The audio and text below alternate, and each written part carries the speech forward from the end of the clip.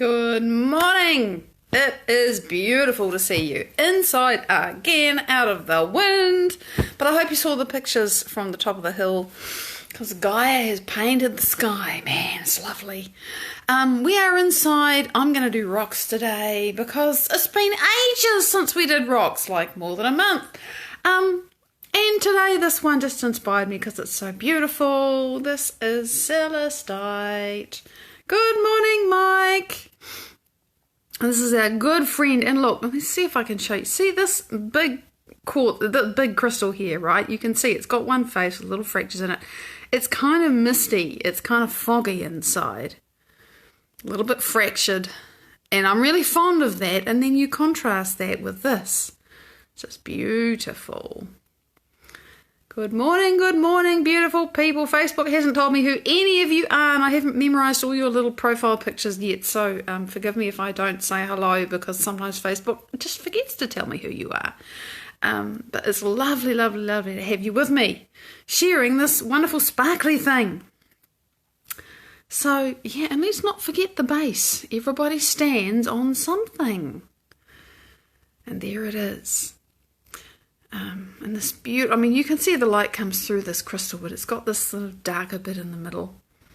Very fond of this one. And similar but different by contrast. Here's quartz. White quartz. Good morning, Andrew. I recognise your little profile picture. These little dots at the top of my screen I can see. But yeah, I'm sure you're all saying hello, and I'm not seeing a single comment. So sometimes I just don't see them. So this is white quartz, and you can see the shape, and it's got a little toe sticking off the side. There you are. And it's got this kind of interesting etching going on here on each face. And some kind of, I don't know what, something that's brown, maybe it's some kind of iron that's making the etching more obvious, and it's got its little three peaks. And it's pretty awesome. So there it is. Those were our rocks today. And today is Technique Tuesday, trying out my new way of doing things. And yesterday, some of you gave me some wonderful questions. Linda, it is a miracle that you're here. Whee!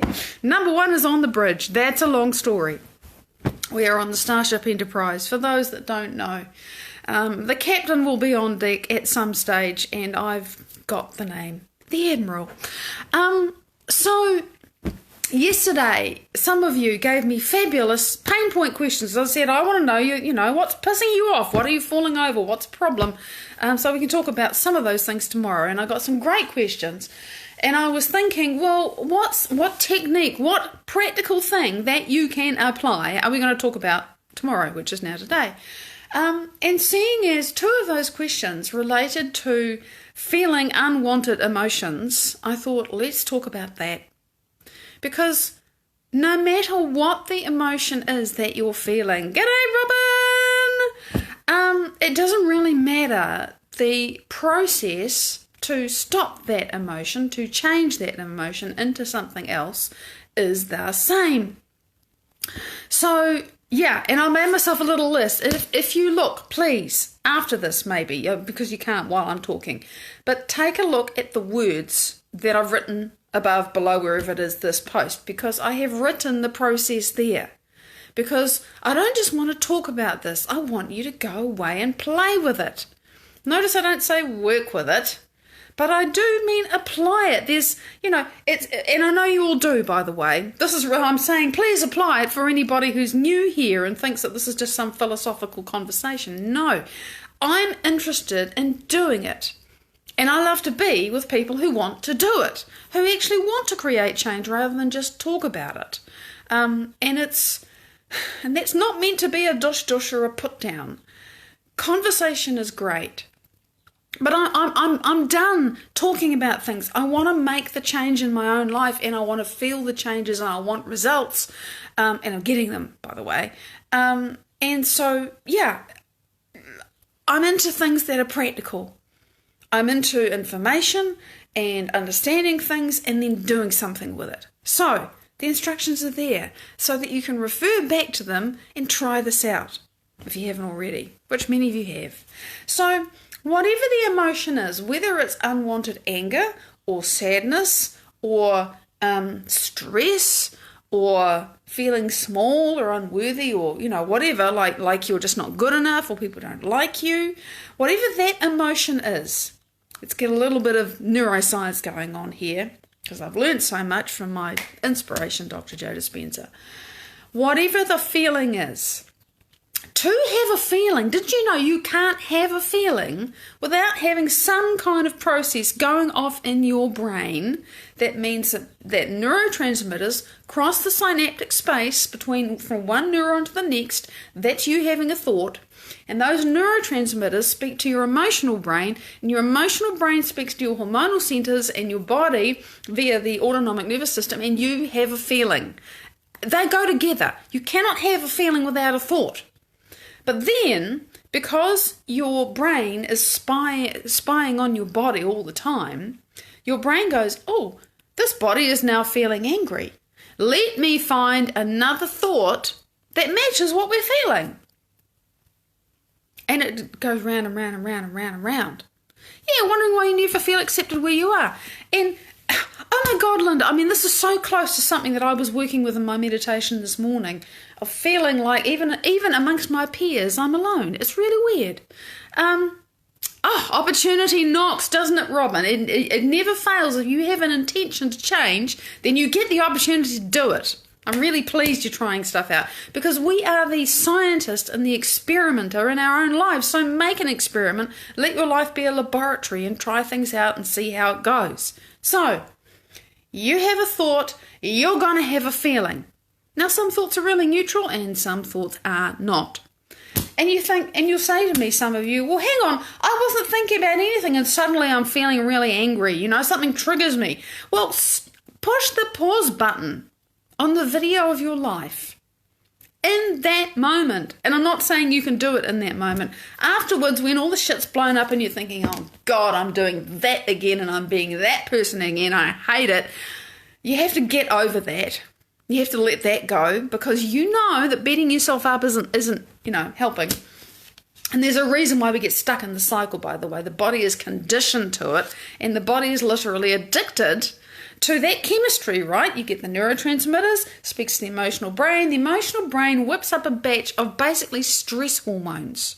If you're feeling a negative emotion, your body is running in that moment on stress hormones, period. You don't get negative emotions without stress hormones. There's so many different combinations of stress hormones, but it doesn't matter what it is. Stress hormones take you everywhere from sad to angry to everything.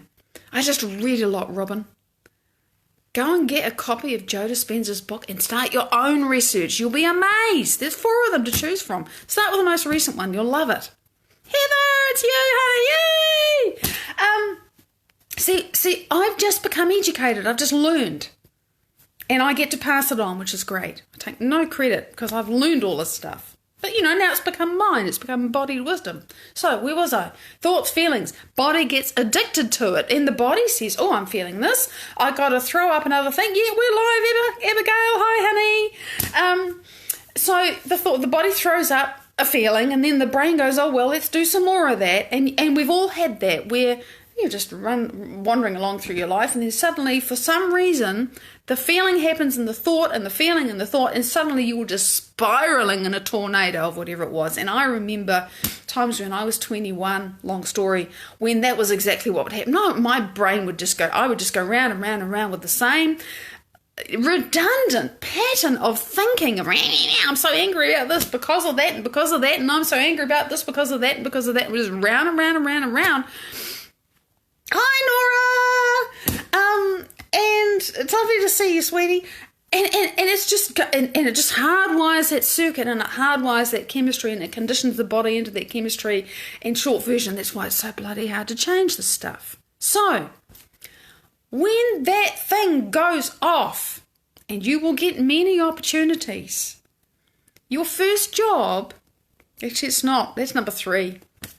You got to know what the thing is that you want to change. See, I get straight to the practical part, but actually there's the thoughtful part first. And I got to hurry up and make sure I get all this done. You got to know You really got to know what feeling and what thought you want to change. And you might say, well, I know I want to stop feeling pissed off, or I want to stop feeling sad. Come on, that's freaking obvious. No. No, that's not good enough. Because feelings come in layers, and more than that, it's like, okay, I'm pissed off with the world, generally frustrated. Okay, how does that feeling really feel in my body? All right, what if I was going to let my body express that negative emotion, which obviously I restrain it because I'm not an axe-wielding murderer.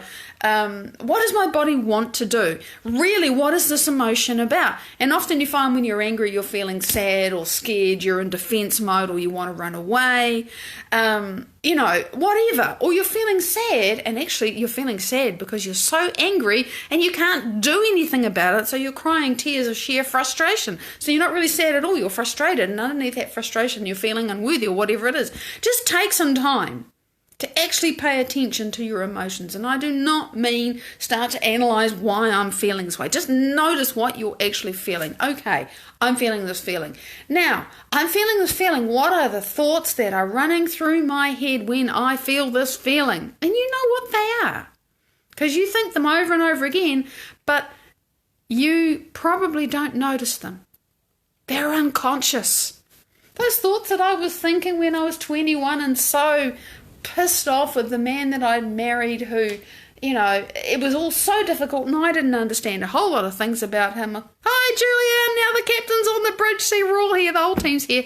I was so unconscious. I sort of vaguely noticed circling thoughts, but I had no idea what I was doing to myself when I was 21. I had terrible insomnia. I didn't sleep. I was just so unhappy.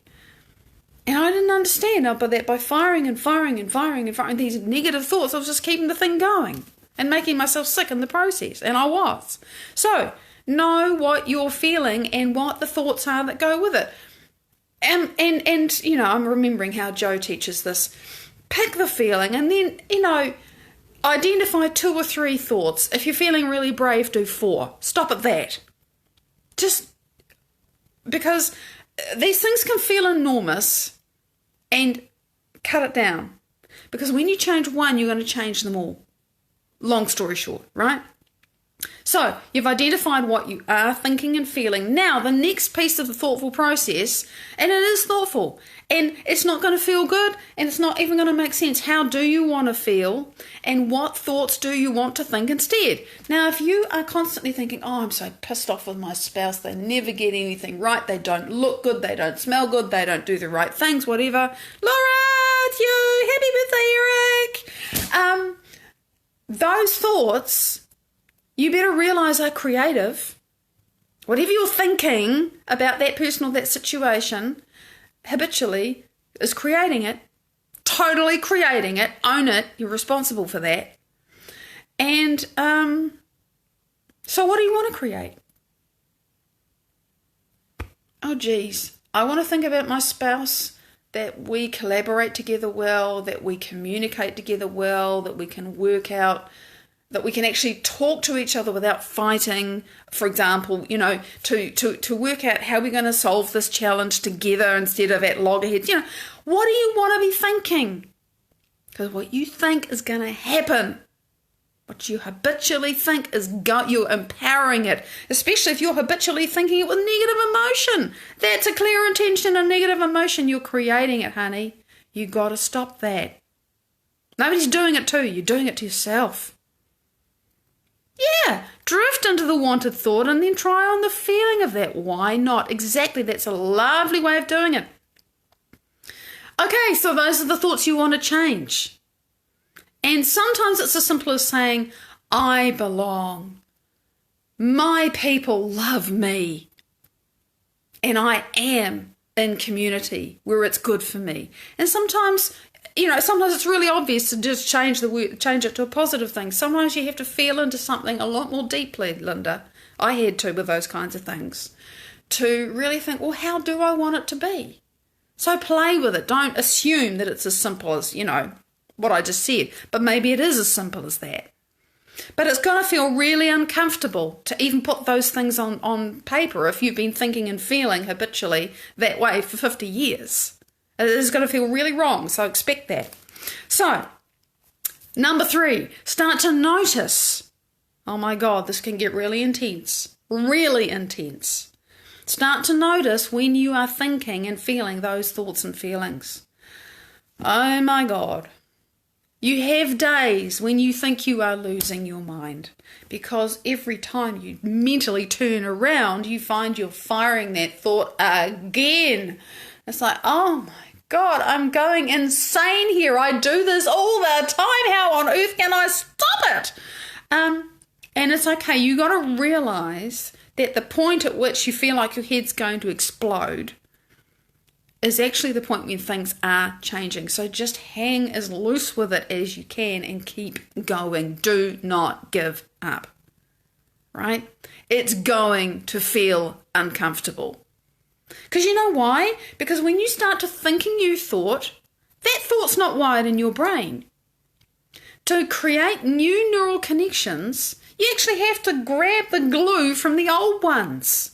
And that takes effort and energy. Why do you think people don't normally do this? They just say, oh, this is the way I am. Because it's work to choose a different thought.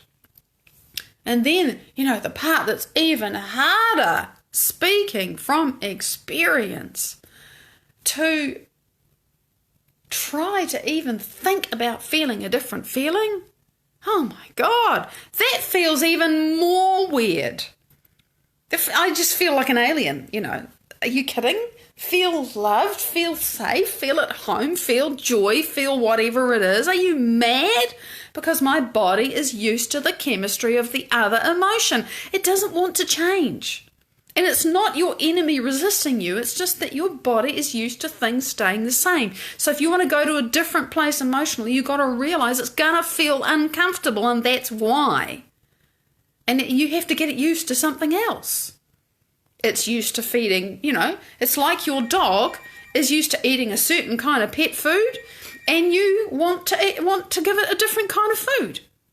And it goes, no, I like this. And it's like, well, honey, this is better for you. But it resists change. The body is like that. So understand it's going to feel uncomfortable, and that's okay. It means you're going somewhere new. That's good. So when you notice the thoughts and the feelings, the first thing is just to notice them and celebrate. Oh my God, I noticed it. Oh my God, I noticed it. I was so poleaxed by how much I noticed it. I couldn't change any bloody thing, but at least I noticed it. That is progress. Why? Because before you didn't even know. Before you were just carrying on, being unconscious, saying, this is the way I am, using that as an excuse. Now you're not. Now you're going, oh shit, this is the way I've been. It isn't the way I have to stay. And it's like standing at the bottom of a sheer cliff face, and you've got no crampons and no ropes, no ice picks, nothing. But that's okay. That's part of the process. Don't sweat. The more conscious you become, it gets intense. It gets even painful when you realize how much you've been habitually, unconsciously doing and being this thing that you don't want to be anymore. Ugh. So as you start to notice, now this is why I said, when you're identifying your target feeling and thought, and then you're identifying the new feelings and thoughts that you want to have, write them down. Put on a little card or something, have it somewhere handy, stick it on your fridge, in your pocket, I don't care. You may have to put it 10 places around your house or in your workplace or whatever. Get it so you can see it. And when you're in the midst of that feeling and you're aware of it, grab that thing and think, okay, what thought do I want to think? I am a happy person. I feel like dying. I am a happy person. Just firing the new thought. The feelings for me often come later. For some people, they can bring up the feelings and the thought will follow. Okay? But this is the process. It's a very determined and frankly passionate decision from moment to moment to become, embody, feel something else and think it and feel it and think it and feel it. And what happens is the first however long is bloody hard work. It is. Expect that. Don't be put off by that. You are a creator and you are a piece of divinity in a temple discovering that you have free will. Now, you've lost your will to the conditioning, to the program. The thinking and the feeling, the hardwired thoughts and feelings. By the way, the hardwired thoughts aren't here. They're here in your cerebellum, your habitual brain. Hardwired, like riding a bike. You can be negative like riding a bike. You don't even think about it. You got to get it out of there, and you got to create a new way of thinking in here. And when it gets more normal and more usual and easier, then it goes there, and suddenly it's hardwired for you to be a happy person instead of a sad one. But that's the process. And you have to be more in love with your future than you are with your past to do that. You have to want and love and desire your future so much that you are willing to go through the withdrawal from those stress hormones and those thoughts that say, oh, just give me another piece of regret or misery or resentment, please. It feels so good. And it does. It feels good in a horrid kind of way. It's like, oh my God, this is so tasty. It's like gossip, you get to at somebody else. That's what it's addictive. So you are literally breaking the habit of being yourself. There is a book that Joe Dispenza wrote I've written of that name. I have not actually read that one. I've read the other 3 yet. I've read the other 3. I've got to read that one. I'll get there. I'm busy digesting the first one right now. So much neuroscience. I love it. This is how you do it. There is no shortcut. Anybody who creates anything big and important and wonderful in life goes this process inside themselves. They have to.